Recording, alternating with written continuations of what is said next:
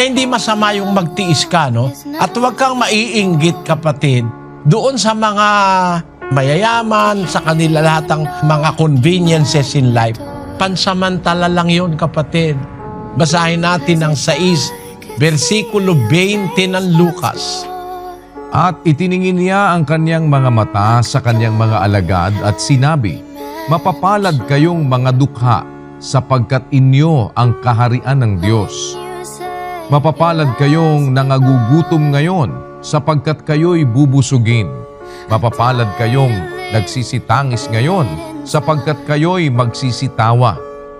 Mapapalad kayo kung kayo'y kapuotan ng mga tao, at kung kayo'y ihiwalay nila, at kayo'y alimurahin, at itakwil ang inyong pangalan na tila masasama dahil sa anak ng tao.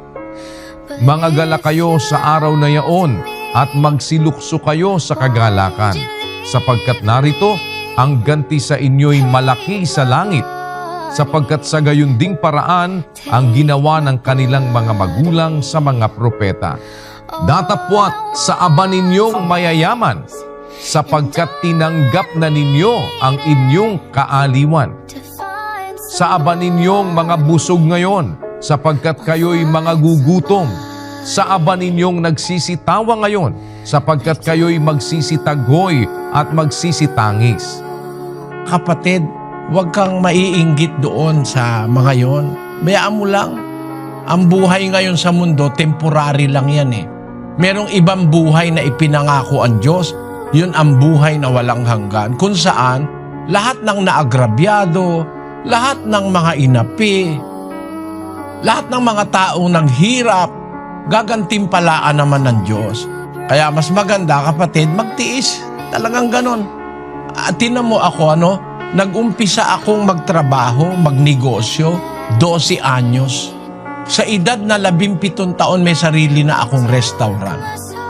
Pagkatapos noon, nagministro ako, pero tuloy pa rin ako naghahanap buhay. Hirap na hirap ako. Maghahanap buhay ako maghapon, sa gabi, magsasalita ako sa mga meeting, sa pulong, sa religious meeting namin. Umaga akong babangon alas 4. Meron kasi kaming tindahan, may restaurant kami, may tinda kami. Alas 4 pa lang madaling araw, gising na ako. Hanggang alas 6 ng hapon, nagluluto ako.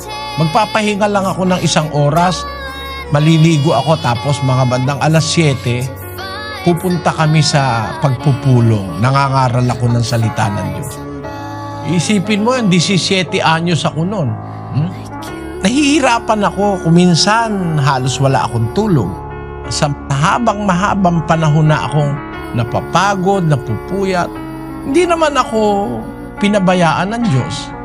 Kaya halimbawa, makakita ako nung nagtitiis ngayon, nagrereklamo na, 5 taon pa lang. 5 taon pa lang, nireklamo ka na.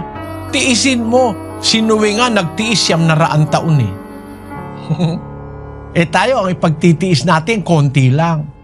Kaya, tiis-tiis lang, matatapos din yan. Matatapos yan.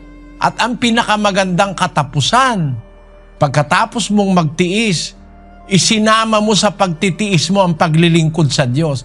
Hindi naman kasi lahat ng nagtitiis magiging dapat sa Diyos eh. May nagtitiis, wala naman Diyos. Hindi naman lahat ng mahirap magiging dapat sa Diyos eh. Mahirap ka na nga, ayaw mo pang kumilala sa Diyos, ateista ka pa. Nag-drug addict ka pa, mahirap ka na nga eh. Ikaw eh nagbisyo pa, paano ka makakarating sa langit? Pero mahirap, nagtiis ka.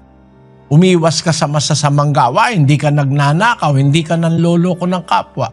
Siguradong meron kang bahagi sa langit.